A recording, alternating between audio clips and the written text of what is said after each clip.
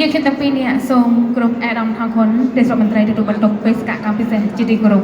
សូមគ្រប់អាដាមលោកជំទាវអ្នកអង្គការលោកអង្គការលោកស្រីនាងកញ្ញាភ្ញៀវកិត្តិយសនិងអន្តរជាតិជាទីគោរពបងប្អូនអ្នកសារព័ត៌មានជាទីរាប់អាននៅក្នុងរាត្រីដ៏សែនមនោរម្យនិងប្រកបដោយភាពរីករាយយើងខ្ញុំទាំងពីរនេះពិតជាមានសេចក្តីសំណោះរីករាយនិងកិត្តិយសយ៉ាងក្រៃលែងដែលបានទទួលការអញ្ជើញចូលរួមពីសំណាក់អាដាមលោកជំទាវអ្នកអង្គការលោកស្រីនាងកញ្ញាភ្ញៀវកិត្តិយសជាតិនិងអន្តរជាតិមកកាន់ពិធីប្រកាសចូលកាន់តំណែង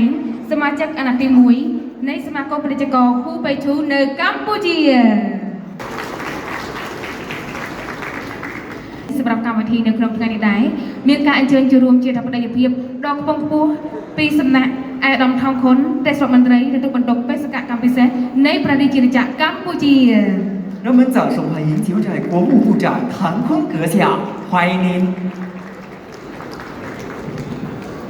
ក៏មានការអញ្ជើញចូលរួមពីសំណាក់អាដាមជីវធីអគ្គលេខាធិការគណៈកម្មាធិការវិនិយោគកម្ពុជានៃក្រុមប្រឹក្សាអភិវឌ្ឍកម្ពុជា柬寨发展理事会投资委员会秘书长谢无敌阁下，欢迎您。សូមស្វាគមន៍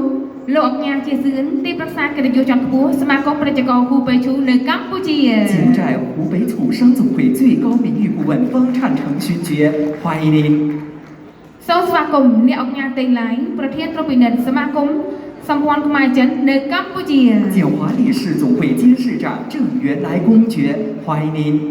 សូមស្វាគមន៍លោកវ៉ាងជឺជីនប្រធានសមាគមកសិករខេត្តហ៊ូបេសូមអបអរសាទរនិងសូមស្វាគមន៍លោកម៉ៅតើមីងប្រធានប្រតិបត្តិសមាគមពាណិជ្ជករហ៊ូបេឈូនៅកម្ពុជា